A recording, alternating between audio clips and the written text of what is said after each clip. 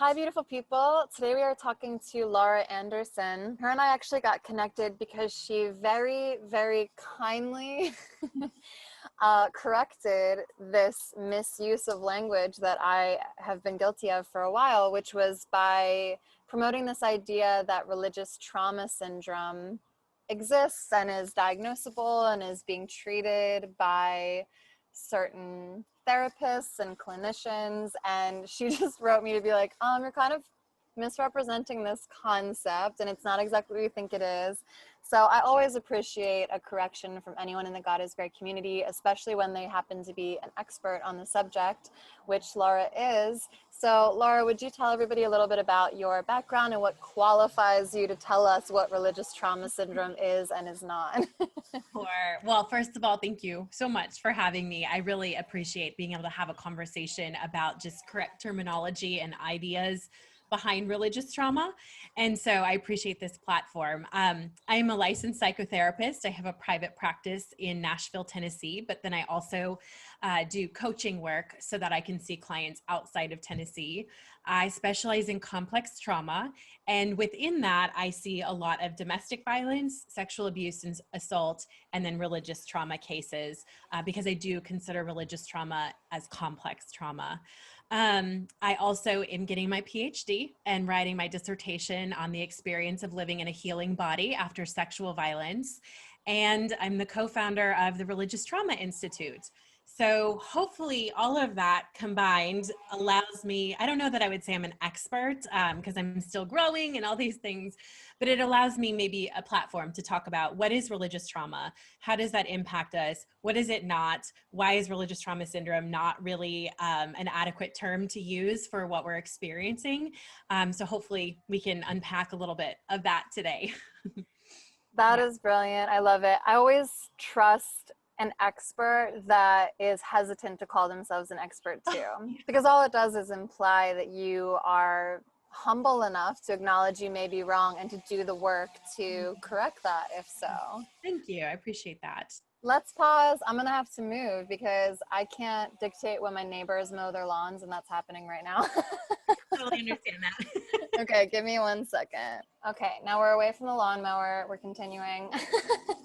So I will just describe my backstory of how I was introduced to the concept of religious trauma syndrome and then how I've been using / misusing it, just to acknowledge that. So basically when I read Jamie Lee Finch's You Are Your Own, which I admittedly only read 1.5 times, so I couldn't actually say that I fully understand every concept in it just with one read.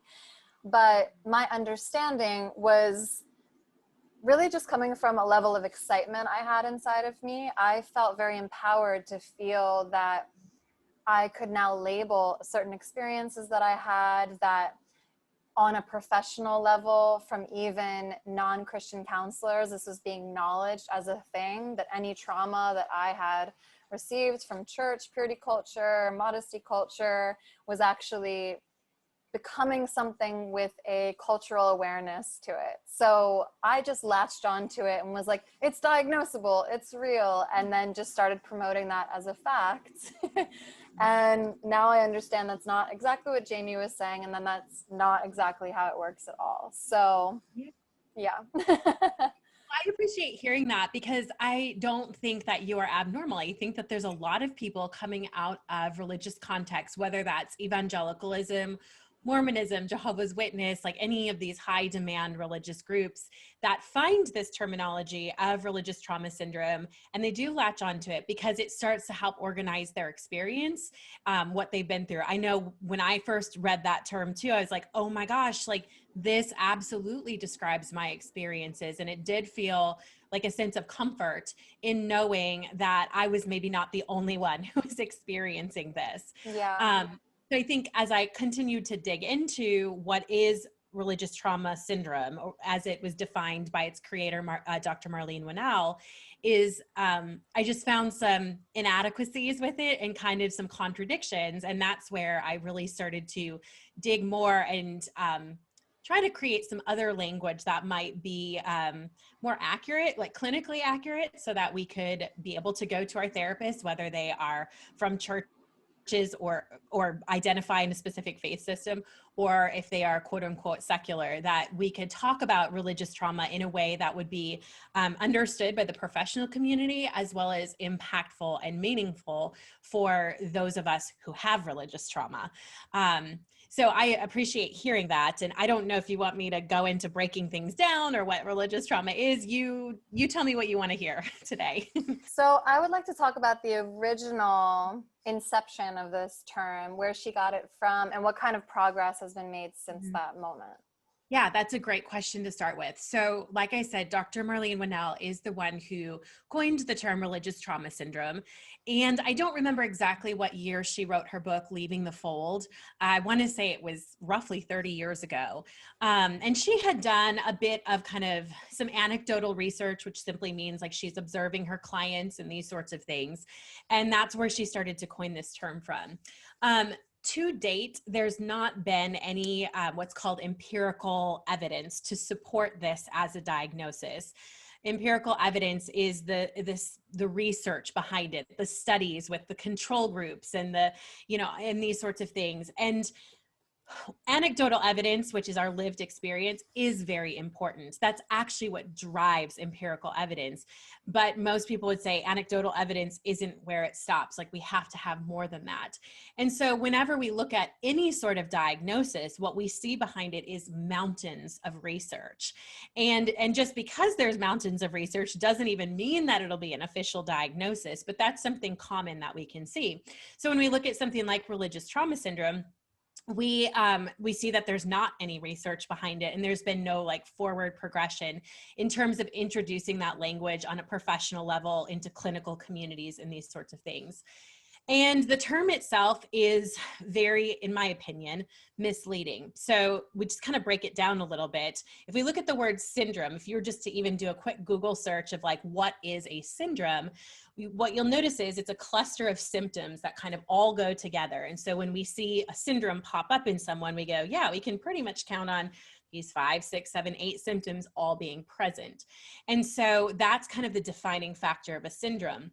So when we put religious trauma and syndrome together, we see that there should be, according to that word, very specific things that happen if you have religious trauma syndrome. You'd always have this symptom and this output and these sorts of things. And we just know that that's not true. We know there's a lot of things that are common within trauma, but we can't say this is exactly how it's going to manifest in any individual's life.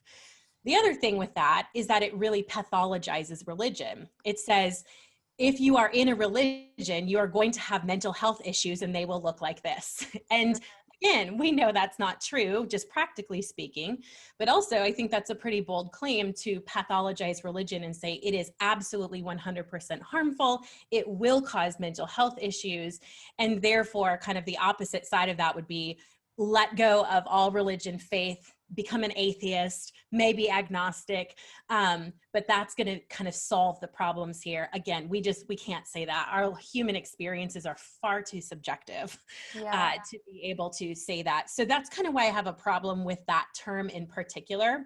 And it's also very limiting too. It doesn't kind of cover the expansiveness of what trauma actually is, which is maybe another question we'll get into. But that's where I like to start when we talk about religious trauma syndrome, or why it's not the term to use. Yeah, okay. So in real life, the way that looks for me is I had this very distinct moment where I realized, and I was drawn back to not only Jamie's book, but Linda K. Klein's book, Pure, where I kept battling at the beginning of God is Gray, which is a little over 2 years ago, I believe. I felt like, oh, I have to get back into church because people are expecting me to be this spiritual teacher, and I won't be honest if I'm not actually attending a church service. So I was dating churches, I was calling it, and just going every Sunday to a different one and like trying to find where I would fit in. And I was doing it earnestly. But every single time I went, it was a struggle to get out of bed. I would drive there, my heart would start sinking, my heart would start pounding, my stomach would start knotting up. And then when I was actually in the church service, if anyone walked up and tried to talk to me, I felt afraid of them. Like my whole body would tense Oh, up and I got wow. scared. And Mhm. then I was feeling nauseous. And it was funny because I was just trying to talk myself out of it. I was like, you are now a religious teacher in a way. So you, like, I kept being like, no, you have the power behind you. You've done your research. These people Mhm. can't hurt you anymore. These spaces can't hurt you anymore.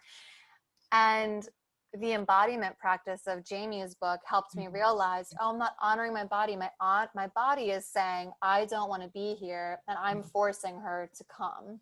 Right. So Mhm. then when I read the term religious trauma syndrome, I was like, oh, that's a symptom Mhm. of the trauma that I've experienced. Yeah. So if that is not, like you're saying, there's so many complications. Like some people have been Mhm. sexually assaulted by their pastor. Some Mhm. people have just heard stories about that. Some people have been told their clothes don't fit them well and they have to go home and change. Some people have been told they couldn't be cured of an illness, or they kept losing money because they weren't doing things right. Like I see so many angles from which people have been, quote, traumatized by their church experience. Mhm. Colonization is traumatizing for Sure. some. Yes. Mhm. So all of that said, if we have all these unique experiences, but they all seem to be manifesting from the same spirit, almost like the same place of like, I Mhm. earnestly gave my spiritual being to this Mhm. place or this organization or this group of people, and then the output of that was these things that I experienced 10 years later of Mhm. nausea. Yeah. So it's like, what Yeah. is the explanation for all of that and everything? Yeah, well, it absolutely sounds like a trauma response for sure. And that's why I think it is so important to have a basic knowledge of what trauma is. And so when we look at trauma, we see that trauma is not a thing that happens to you, it's not an event or an experience, but that trauma is our body, our nervous system's response to the thing that happens to us. And when I talk about response, I'm talking about anything that kind of like overwhelms our natural ability to cope with something. And so when we understand trauma that way, we also understand that it's quite subjective. So what is traumatic for you may or may not be for me, and vice versa. And there's a lot of factors that kind of determine how our body responds and if we carry that as trauma or not. But it means that you and your sibling could have gone to the same church, been in the same programs, and grown up in the same house, but how you respond to it might be very different than a sibling responds to it, despite the sameness of the things that happened. And so that's why we have to be very careful to say, like, oh, this thing in and of itself is not traumatic. It's how my body responded to that thing, that sense of overwhelm, danger, inability to find safety. So there is no thing that is inherently traumatic. If that were the case, we could say, if we were like car accidents are always traumatic, then it would mean that anybody who has witnessed or been in a car accident would have trauma. We know that's not true. There's some people that walk away perfectly unscathed now and in the future. And there's other people that are very traumatized that can't get back into a car. And so when we look at what is trauma and what is religious trauma, we have to recognize that subjective nature of it. Trauma is also very perceptive. So it doesn't actually, this potentially dangerous thing doesn't have to be in front of you for real. And I think the best example of that in religious context is the idea of hell. And so Mm, we can't actually see hell. There's not like a plane ticket that you can purchase to go there, right? So we don't actually know if it's even real, but the idea and the perception that there is this place that I would go to of eternal conscious torment if I do this, this, or this, or I don't do this, this, or this, can overwhelm our nervous system to the point where we start to the experience of trauma. We end up being traumatized by that. And so then when we're, let's say we've rejected that belief, we no longer go to that church or whatever it is, and we're in our normal lives and we do this thing that previously we were taught would lead us to hell. Oftentimes our bodies can have a very, very visceral response to that, because our minds are even though our minds have shifted, our bodies are still believing that same message. That's why we can't think trauma away. We actually have to process it through the body. mm, So your experience even if you weren't consciously aware of it, it sounds like your body was going, this is a dangerous place for me. And I'm going to let you know through some very physical or physiological symptoms that this isn't safe. We need to get out. We need to run. Quite literally. I think, Jamie uses such a great example in her book where she talks about like how when she would literally like walk out the doors of the church, all of those symptoms would just disappear completely. And that's a very like easy way to tell your body was very much not feeling safe in that environment. And once you're out of it, it's like, oh, okay, I'm safe, right? Yeah. So that's a little bit about religious trauma, how that can be experienced.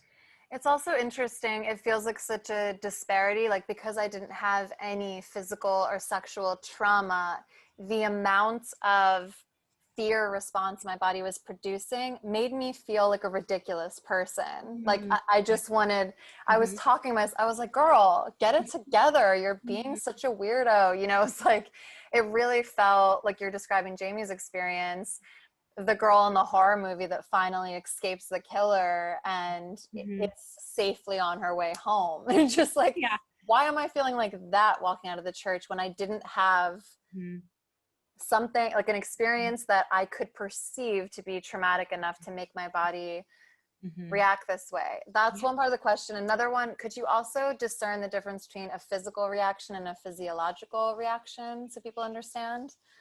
Yeah, really quickly, they're pretty much the same. Okay.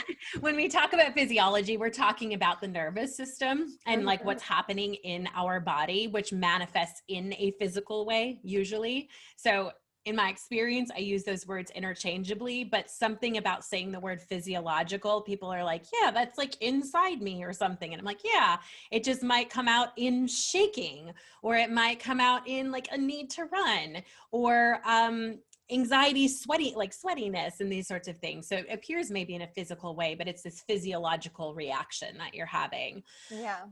Going back to your question though, I don't, like you said, I don't have this quote unquote thing that is traditionally kind of thought to be as leading to trauma. And that's why it's so important to understand that trauma isn't a thing. Like it doesn't have to be a thing that happens to you.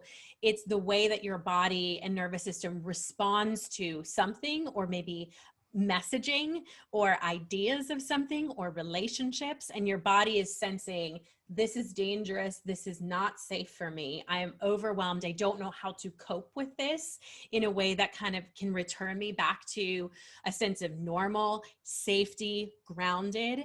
And so our body then is left to kind of figure out, how do I navigate this in a way, usually fight, flight, freeze, or fawn, so that I can get to a place of safety. So there's a lot of people coming out of churches that would say, but I wasn't assaulted by the pastor. My parents didn't spank me. I didn't have X, Y, or Z experience, but yet my body is physiologically responding to being in a church building. And that's where I would say, so something in your body sensed, this is a dangerous space, even though we can't mark it back maybe to this one moment in time that this happened. Earlier when I was introducing myself, I said, I believe religious trauma is complex trauma. And so what that essentially means is, we have our kind of shock traumas, the car accident, the war, the sexual assault, where you can kind of point back to, this thing happened and the result was my body was traumatized. Complex trauma is more looking at like over time, things have happened where my nervous system has consistently and constantly perceived threat. So whether that's purity culture messaging, messages around hell, punishment, who should I be as a human, as a woman, as a man, like what, and it's this over time, our body's taking in these messages going, this is really threatening to me. This is overwhelming, because if I don't do these things, there's this eternal consequence that's looming out there, right? And if I don't do this, this is going to be really bad. And that feels really dangerous. So it sounds like maybe that's closer to your experience of like, over time, these messages are just so threatening to your body that then you walk back into church and you're like, no, like this is the place where it all happened. Yeah. I can't be here. I think Yeah. you just bringing that up, that brings a lot of clarity, because I would say the through line is that I've always wanted to be a really good girl. Mm, That's always been very important to me. yeah. And it was very traumatic to be a good girl and then be told you're being a bad girl. That Yeah. I think is probably the root of it for me, because the experiences that come back to me are flashing back to one of my beautiful gay friends. Him and I unfortunately lost our relationship forever after this, because he invited me to an awards show for this play that he was in. And my youth, I was like, I want to do that. I want to support him. I was doing the good girl thing. I was being a good friend. And my pastor told me, no, I had to be at youth group. How could you even think that that was the right thing to do? How could, like, to make me really Mhm. believe that I had actually made the wrong bad choice. I should have known better. I remember watching a soccer game one day and just like leaning over and clapping, and my pastor coming up and just whispering like, how dare you not wear a bra? Don't, like, why would you not wear a bra? And me having not even realized that I needed to wear a bra. So Mhm. I'm thinking the thing Mhm. that is my problem is going in feeling like I have to extra prove that I'm not a bad person, and that even when I do manage to prove that, you will find a major fault in me. And I will also be accused of having Yeah. willfully done the wrong thing when I'm Mhm. like just trying my best to do the right thing. Yeah. Well, you Yeah. think of even just like the nature of an accusation, our automatic response to that is going to be defense, right? Because this means like somebody has said something or whatnot. That means I'm not right. I'm incorrect. Even if we actually are wrong or whatnot, but that accusation, like our reptilian brain, which is our most kind of basic functioning, goes, there's a threat, that's dangerous. So now I'm kind of moving into this place of trauma responsiveness where I have to do something to ensure my own safety. So yeah, so you are doing things very innocently and somebody goes, you are wrong, you did the bad thing. My body is automatically going to go on the defense and go, danger, danger, danger. What do we need to do to get ourselves out of this? You know, I think in the church, especially for women or people that were socialized as women, this fawn response, which is please, appease, submit, you know, make sure that everybody else is okay. That's quite common among women in high demand religious systems. And so in those moments where somebody accuses you of something, you're already used to not having a voice or autonomy or being able to trust yourself. And so there's this automatic, that person must be right. I'm a horrible person. So now we're introducing shame into the Yeah. picture, and shame and trauma mirror each other quite closely. Ah, Their they do. responses. Oh, I have so many theories about shame. I think Yeah. shame is our primary enemy, shame and fear. Hmm. Mm-hmm. Yeah. I mean, shame, the way if you think about the way you feel in your body when you feel ashamed about something, this means there's something wrong with me. Mm-hmm. Um, and the way you might feel as a trauma response towards, doing the thing that you weren't supposed to do, oftentimes it's very similar. And so our body has a similar response to shame as it would that overwhelming event. And because they're so closely tied in religious contexts, it's like you can't even like uncouple those things. That makes so much sense, because even with shame, I always describe it as an external force, but it Mhm. becomes internalized when you take it on. You kind of have to accept that invitation. Shame invites you to have, it's like a vampire, like, can I come in? And then you Yeah. let it in. Mhm. But the real way to be truly invited to shame is being told, when Mhm. I got dressed that morning, I am inherently bad because I just didn't even think to put on a bra. Like, how distrustful should I be of myself that I didn't even think to know that that was the wrong thing to do?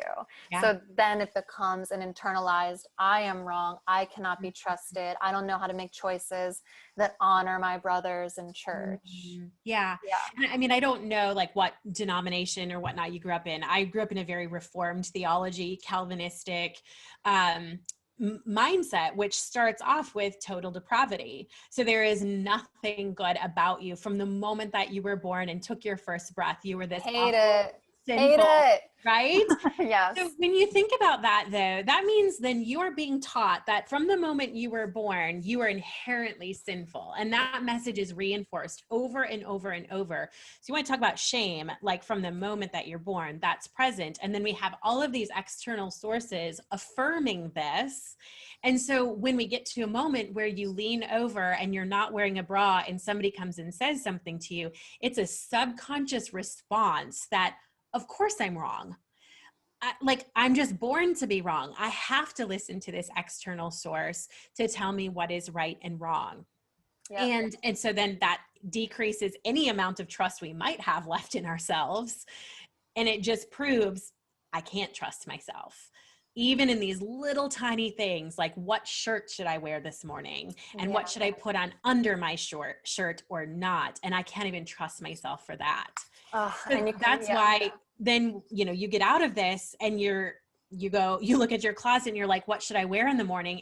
That's why you might feel debilitated, because I don't even know what shirt to wear. I can't trust myself. I need somebody else to give an external affirmation to tell me that what I'm doing is okay.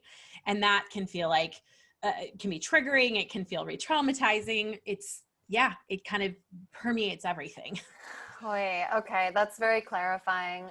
I would love to probably circle back around to religious trauma, how we should actually define it and how these are correlated, because I feel like now we've addressed when you haven't had a violent physical trauma or a pointed trauma where you could be like, that was the moment where something happened.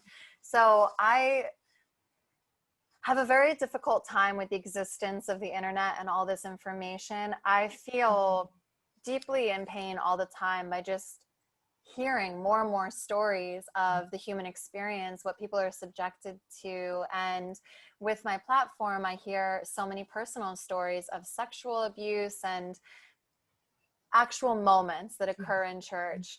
And I've been really curious about the resilience of the human spirit. It blows my mind, that a child could be sex trafficked and become whatsoever a person in society that can function. I think that is the most miraculous thing in the world. And if they're healed and they've achieved that level, then I'm even more blown away that we're capable of that. So I would love to just do a little dive into what happens when it's a pointed experience, and then what does it look like to just trust that you can actually be resilient and get the kind of healing you hear other people get. Well, I'm a big believer that our bodies really do have the tools we need kind of inherently to be able to heal from things. If we want to call that resiliency, that's totally fine. I think that's a valid word to use. Now, just because we have the tools doesn't necessarily mean we know how to use them. But when I look at how our bodies are created, physiologically, psychologically, we have what's in us. There's natural instincts, natural kind of things that our bodies want to do if we're paying attention. A great example, I can use this, and hope this maybe content warning. I'm going to talk about a car accident. I witnessed a really, really horrific car accident about a year and a half ago. And it was to the point where if the person had swerved even just a little bit, I would have been in the car accident instead of just witnessing it. And I knew enough about my own physiology to understand what was happening. And so as kind of the dust is settling and there's people gathering around, I got out of my car.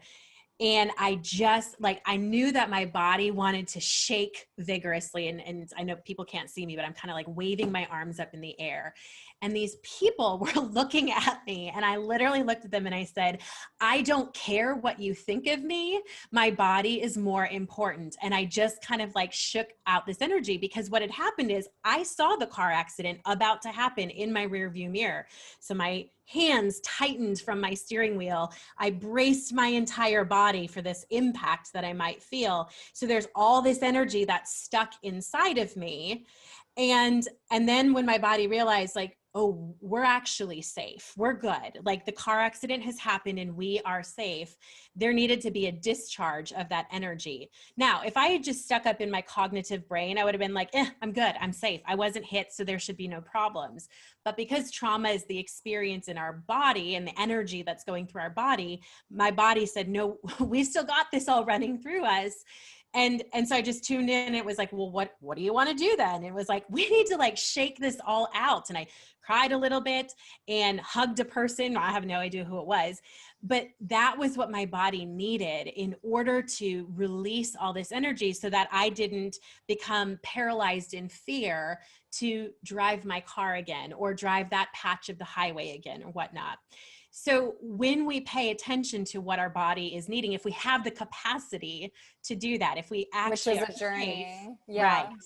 right? And if we have the capacity, then when we listen to our bodies, there is a great potential of like in that moment or after the moment being able to work that energy through so that our body's not storing it, storing the trauma energy and then looking for a way out in other areas. Does that kind of make sense? No, absolutely. And I was just thinking about how after a breakup or a sad moment with romance, I would always like get down to my underwear and dance around my living room. And Yes. I honestly never, again, until I read Jamie's book, did I realize that I was intuiting my body and that I needed to shake it off and I needed to do that to press into the next phase of whatever the healing process would be. Yeah.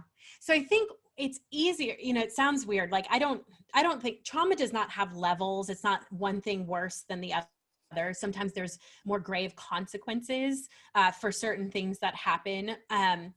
But it is when we're in the trauma world, sometimes it is easier to work through some of that shock trauma where we can point back and say this thing happened, because then we can actually go back to that point in time and process our bodily energy, trauma energy that from that point. When we talk about something like religious trauma, where for many people, there wasn't just that one point. It was, I grew up in this, and this was just a lifestyle. The harder part is going, there was never a before.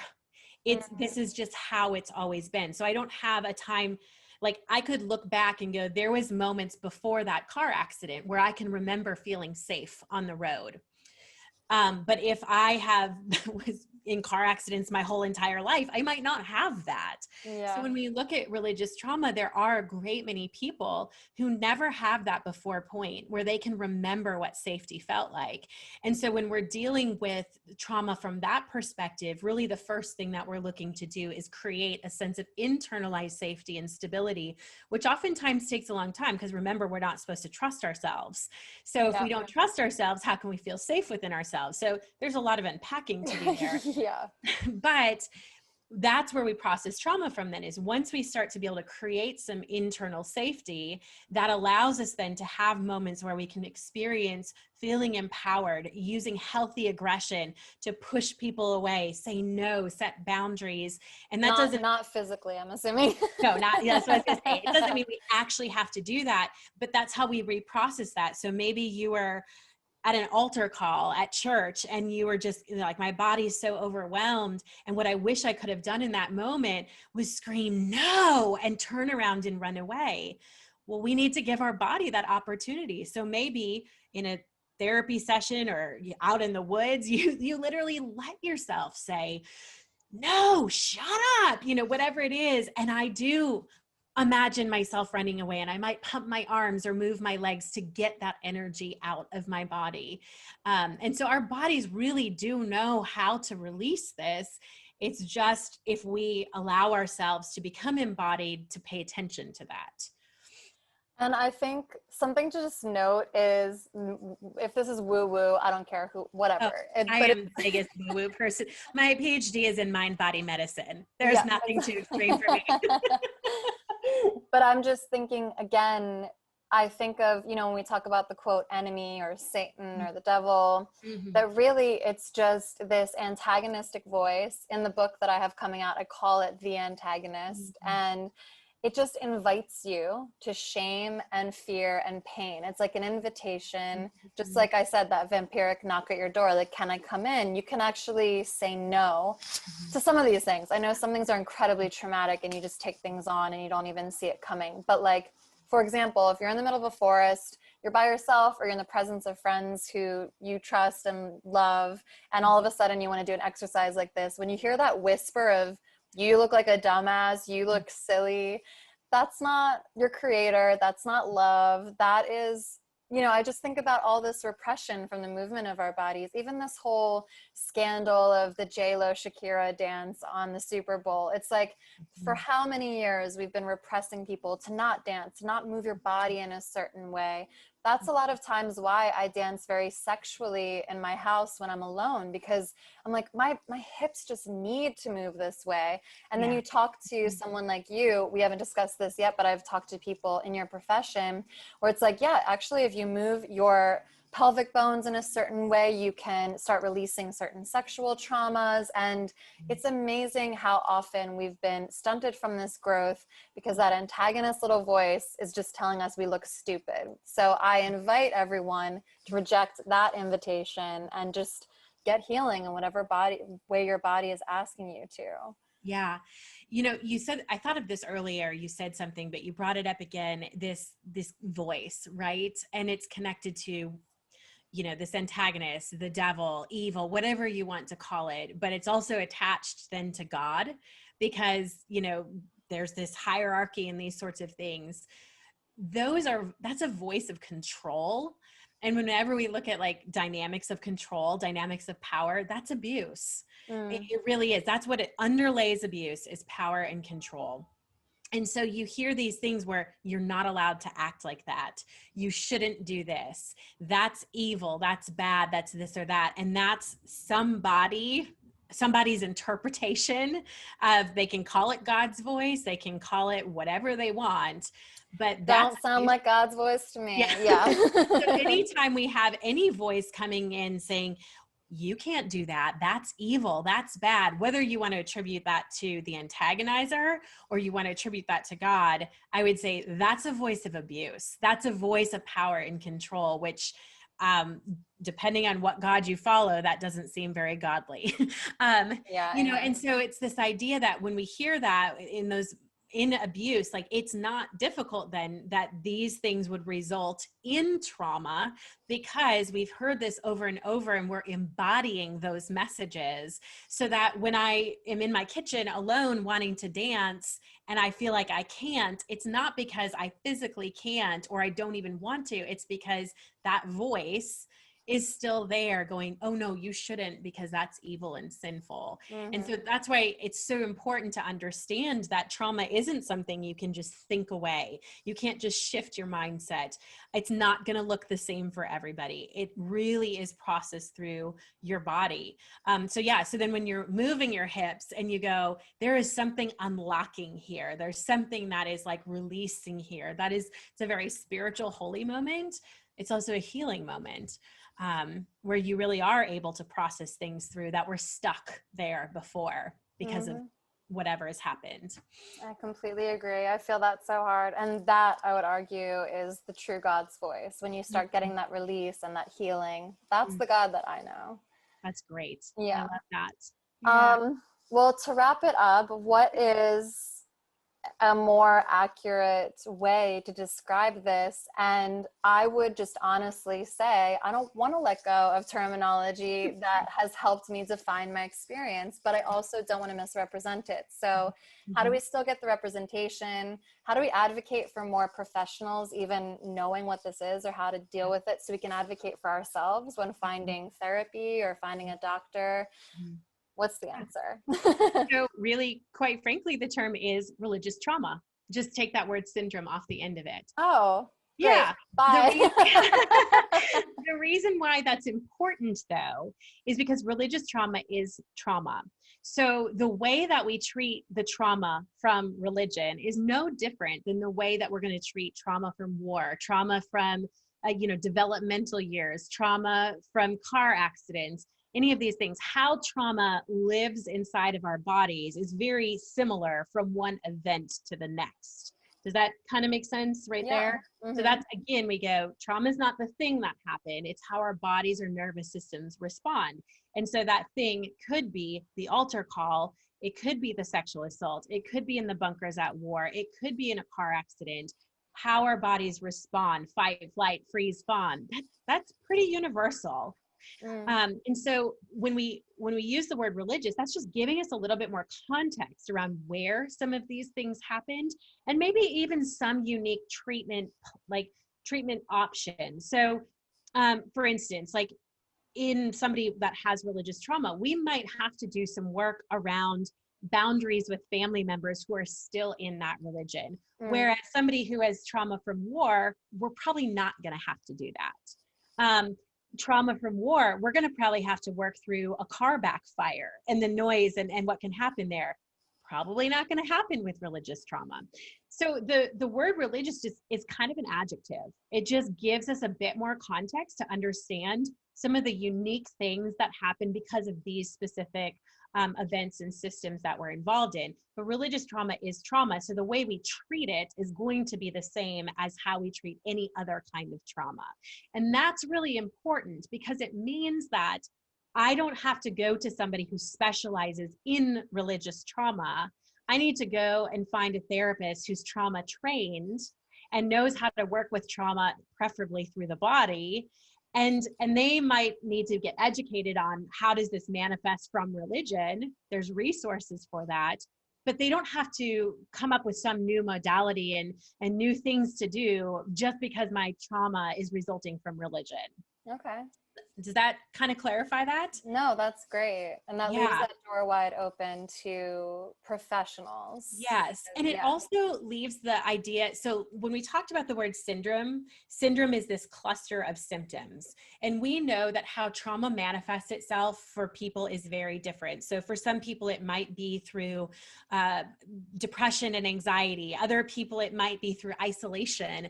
And so when we use the term trauma, it opens it up to actually include kind of all of these experiences to say, as a result of my trauma, I am feeling more depressed or more anxious or more isolated or over sexualizing things or under, like hypo or hypersexualizing. It's impacting my relationships, my gastrointestinal issues, all the things. And you might have some of those and I might not have some of those, but it then allows everything to kind of go, it's very possible that this thing that you're dealing with is a result, is trauma living inside you, and this is how your body's kind of playing it out, how it's looking in your life. So then we don't have to have it so defined and in a box and like, oh, well, because you don't tick off these symptoms, you don't actually have any trauma, which would feel really deflating, right? But when we go, like, here's this term that's open, and I know that these things are stemming from, religious systems, it can look unique and individualized. And that usually does feel more empowering. That's great. Thank you so much for this education on religious trauma, period. Yes, I love it. That's great. I will correct myself from here on out. How can everybody find you online if they'd like to go follow or hit you up about any questions? Oh, thank you. Yeah. Well, I have a website, lauraandersontherapy.com. I do have a ton of resources on there, books, podcasts. This podcast is on there. And then Instagram is where I'm most active with social media. And my handle is the same, Laura Anderson Therapy. Or I also run the Religious Trauma Institute Instagram page. And so I try to keep that updated. And that's just, the handle is Religious Trauma Institute. And then that's our website also. So we've got a bunch of free resources on there. We've got some more coming out very, very soon. So people can connect with me either of those ways. But try to be active there. Okay, awesome. Well, thank you so much, Laura. Thank you, everyone that stuck around. Just always remember, you don't have to be in any sort of complacency when it comes to your healing, your happiness, your joy in this life. So seek healing, seek pleasure, seek divinity in the midst of it all. And we love you all so much. God bless.